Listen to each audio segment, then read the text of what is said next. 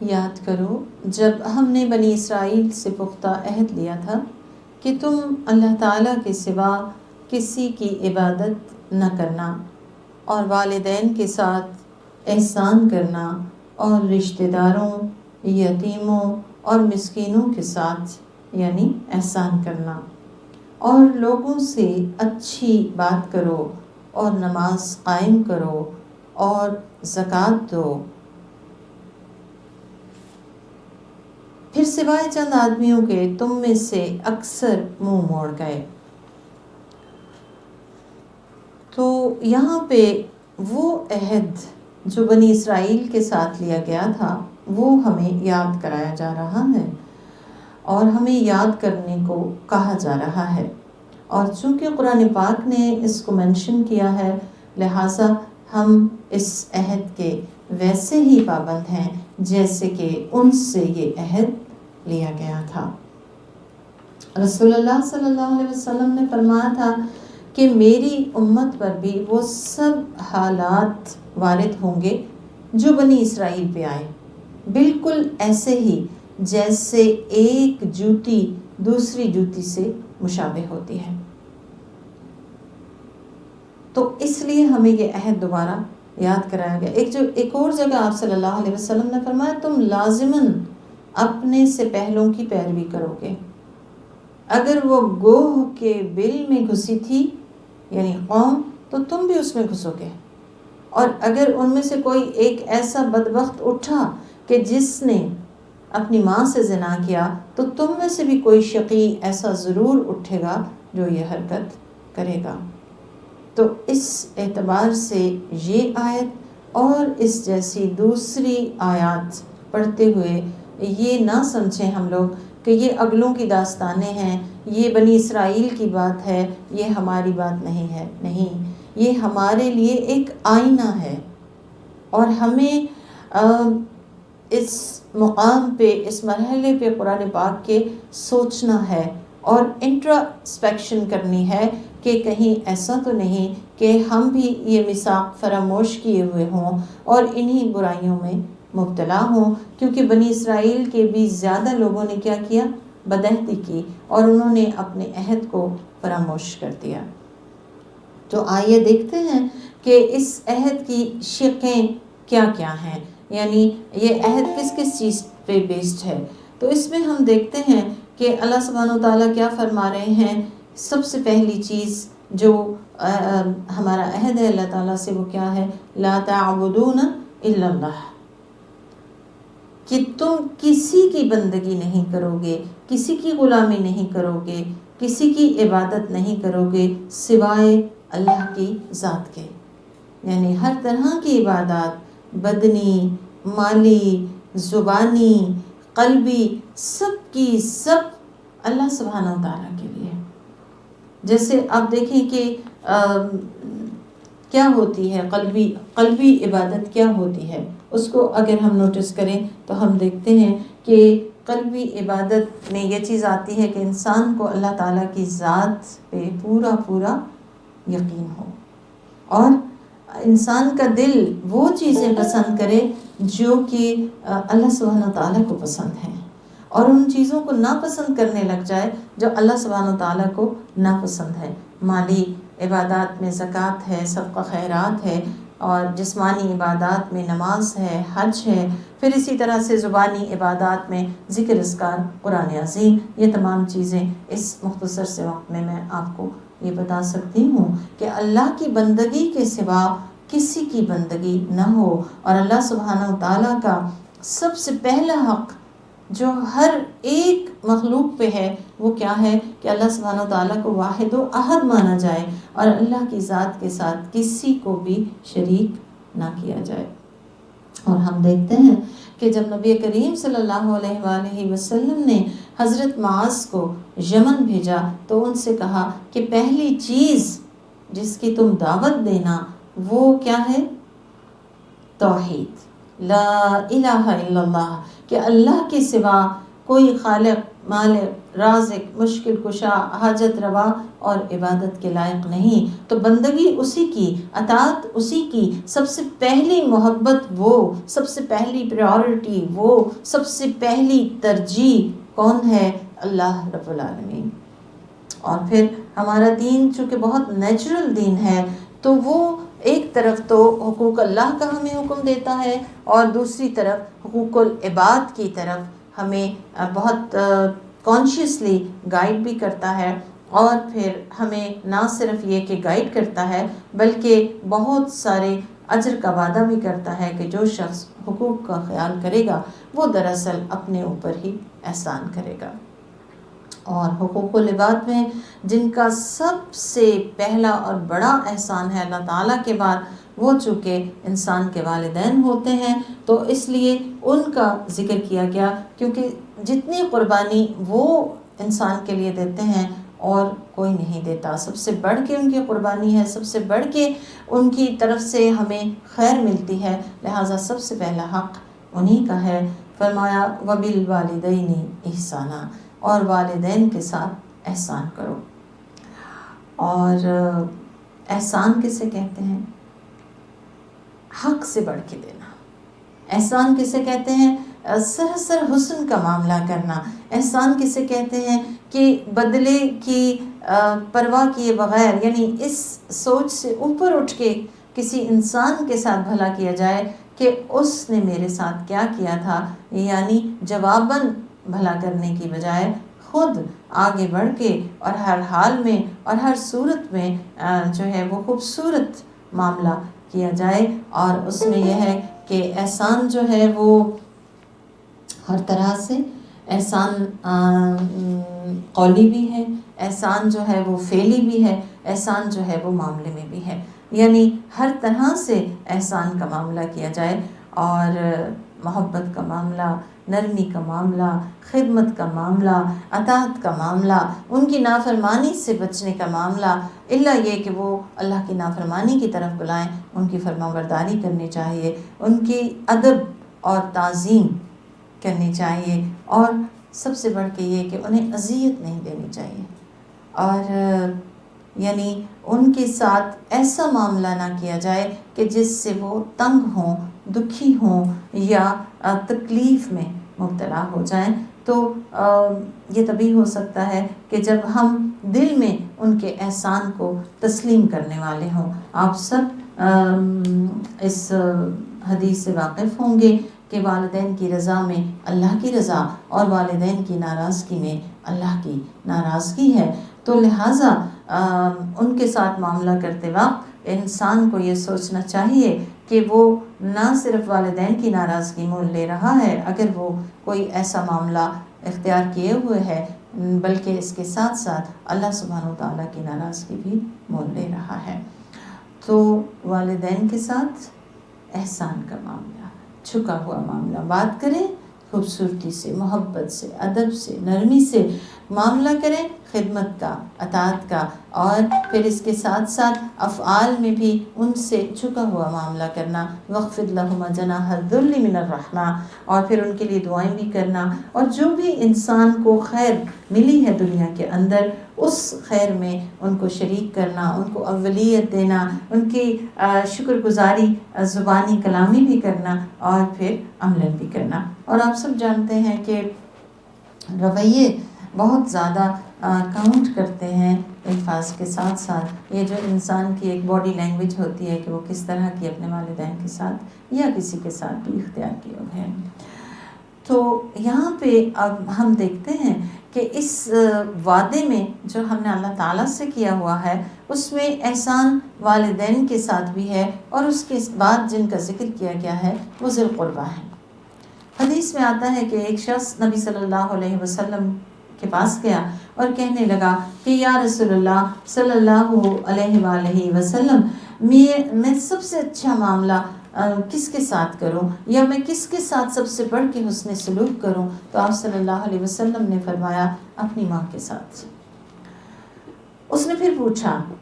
دوسری دفعہ، آپ نے فرمایا اپنی ماں کے ساتھ۔ اس نے پھر پوچھا کس کے ساتھ؟ آپ نے فرمایا اپنی ماں کے ساتھ۔ اور پھر آپ نے فرمایا اس کے بعد حدیث میں آتا ہے اپنے باپ کے پاس اور اپنے باپ کے ساتھ، اور اس کے بعد آپ نے فرمایا کہ بالترتیب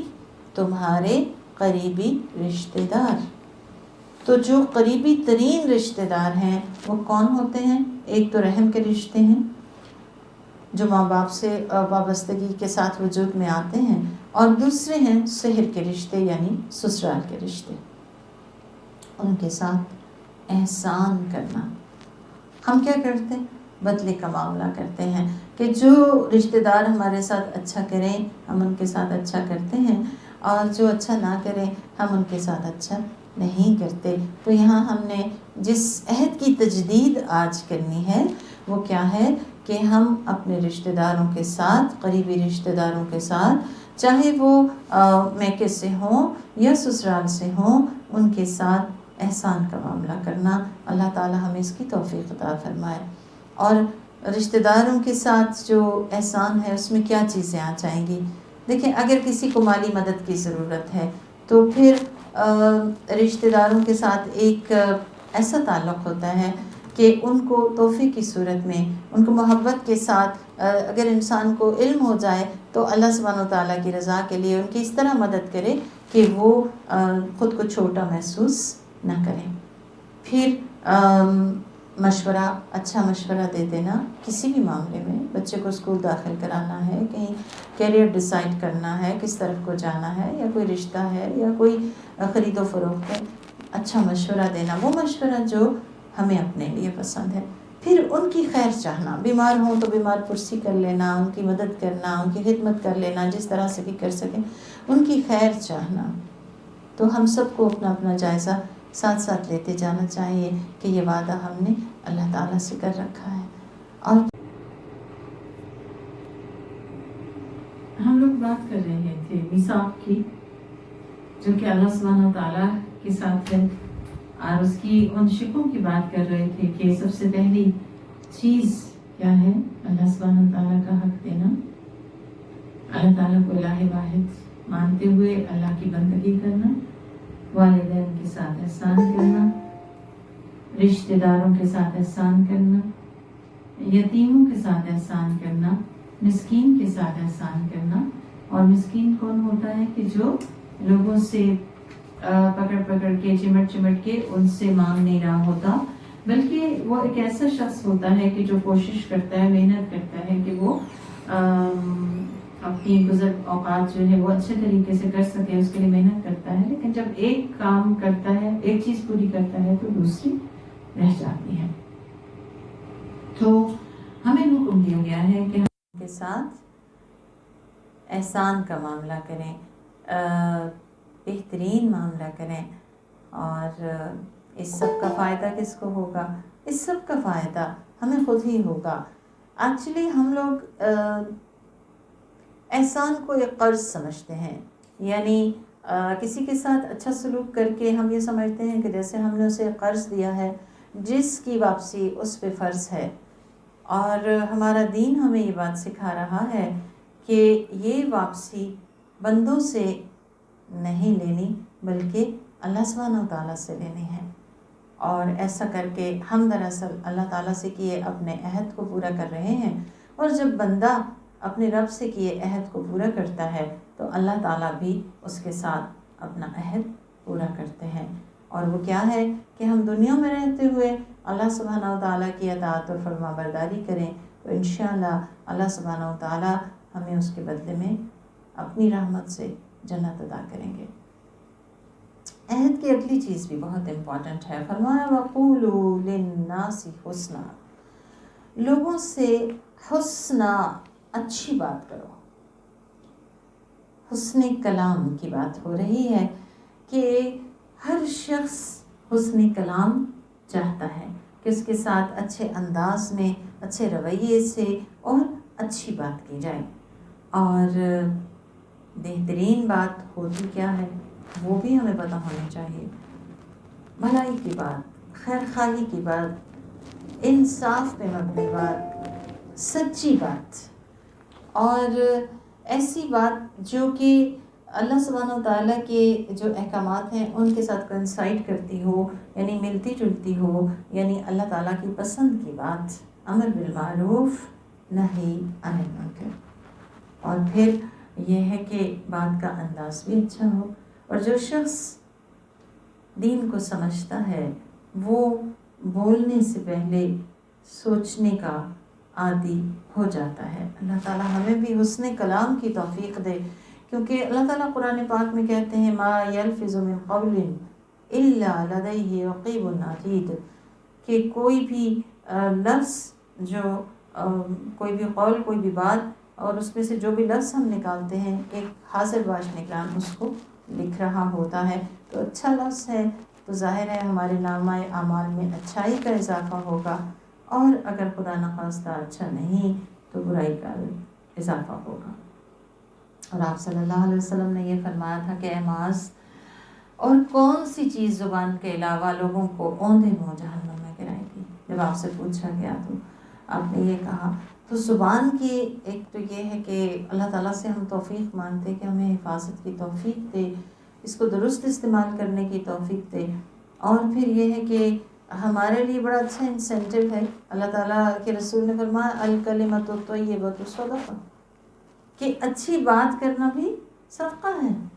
تو اور صدقے کے تو بے شمار فضائل ہیں کہ اور کچھ نہیں کر سکتے تو اچھی بات تو کر سکتے ہیں. اور اگر تنگ ہیں، پریشان ہیں، اچھی بات منہ سے نہیں نکل پا رہی، تو ایسے میں بھی اللہ کے رسول نے ہمیں گائیڈ کیا اور فرمایا جس نے اپنی زبان روک لی اللہ تعالیٰ نے اس کی پردہ پوشی کی. تو ایسے میں یہ ہے کہ یا تو انسان اچھی بات بولے یا پھر خاموشی اختیار کرے. اور گفتگو دراصل انسان کی شخصیت کی عکاس ہوتی ہے کہ کوئی شخص اصل میں کیسا ہے. اس لیے ہمیں نہ صرف اپنی گفتگو کا جائزہ لینے کی ضرورت ہے کہ ہماری گفتگو کیسی گفتگو ہے، سیدھی بات کرتے ہیں یا کوئی ٹوسٹڈ ہوتی ہے، آسان بات کرتے ہیں یا مشکلیں پھیلاتے ہیں،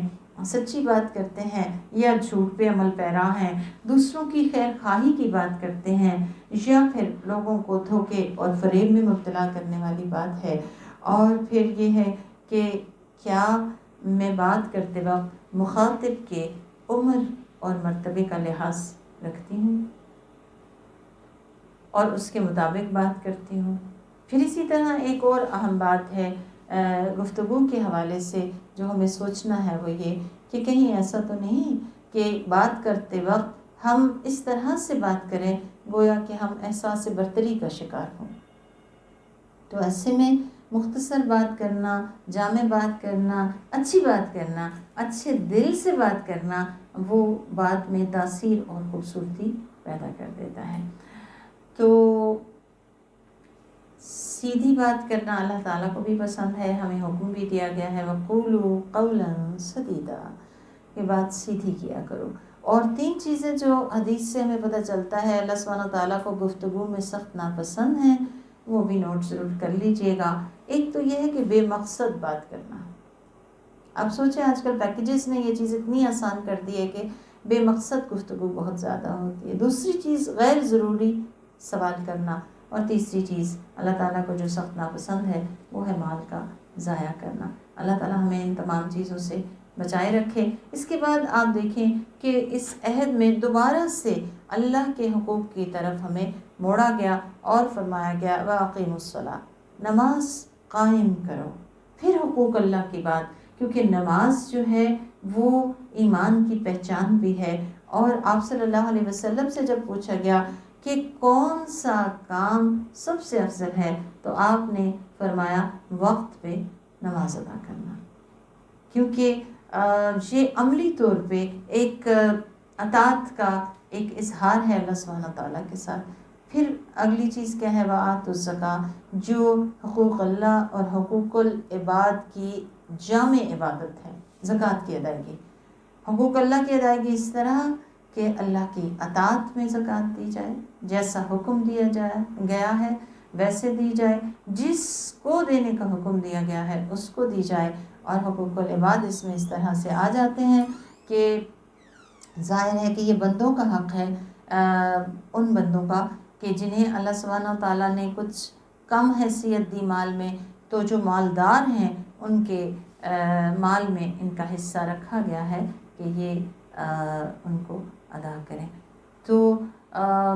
اس کے بعد اللہ سبحانہ و تعالیٰ کہتے ہیں ثم تولیتم الا قلیلا منکم، اس کے بعد تم منہ موڑ گئے سوائے تم میں سے چند ایک کے، یعنی بہت تھوڑے تم میں سے ایسے تھے کہ جنہوں نے یہ وعدہ نبھایا، باقی سب کے سب اس وعدے سے منہ پھیر گئے، وانتم معرضون، اور تم ہو ہی منہ موڑنے والے، یعنی اللہ تعالیٰ کے احکامات سے بے پرواہی برتنے والے، اللہ تعالیٰ کے احکامات کو فار گرانٹیڈ لینے والے۔ تو آپ دیکھیں کہ ایکچولی ان کی مثال سے ہمیں مسلمانوں کو سکھایا جا رہا ہے کہ اگر ماضی میں ایسی کوئی غلطیاں اس عہد کے حوالے سے ہم سے سرزد ہوئیں تو ہم ان سے توبہ کر لیں اور ان سے رجوع کر لیں، اپنے عہد کو ریفریش کر لیں، جیسے آپ اپنا کمپیوٹر، اپنا لیپ ٹاپ ریفریش کرتے ہیں، اسی طرح ہمیں اس میثاق کو ریفریش کرنے کی ضرورت ہے اور ریفریش رکھنے کی ضرورت ہے، کیونکہ اللہ سبحانہ و تعالیٰ کے احکامات کے ساتھ بے پرواہی ایک غیر ذمہ داری کے ساتھ ساتھ بے شعوری کی علامت بھی ہے، اور عہد کا پورا کرنا، عہد کی پاسداری ایمان کا حصہ بھی ہے، اور پھر اس عہد کی پاسداری اللہ کرے کہ ہم آخری دم تک اس کو قائم رکھیں، اور اوورال اللہ سبحانہ و تعالیٰ کا حق دیتے ہوئے، اللہ کی بندگی بجا لاتے ہوئے بندوں کے حقوق بھی بہترین طریقے سے ادا کریں، ان کے ساتھ قریبی رشتہ داروں کے ساتھ، یتیم کے ساتھ، مسکین کے ساتھ بہترین معاملہ کریں، احسان کا معاملہ، ان کے حق سے بڑھ کے، ان کے بدلے سے بڑھ کے، یعنی بدلے کے مزاج سے اوپر اٹھ کے ان کے ساتھ اللہ تعالیٰ کے ساتھ اپنا معاملہ درست رکھتے ہوئے، اللہ تعالیٰ کے ساتھ ایک تجارت کرتے ہوئے ہم ان کے ساتھ بہترین معاملہ کریں، کیسا کہ ہمارے دل میں بھی خیر ہو، ہماری زبان پہ بھی خیر ہو، اور ہمارے معاملے میں بھی خیر ہو، ہمارا معاملہ خیر پر مبنی ہو، اندر بھی خیر ہو اور باہر بھی خیر ہو۔ اللہ تعالیٰ ہمیں خیر تقسیم کرنے کی توفیق عطا فرمائے۔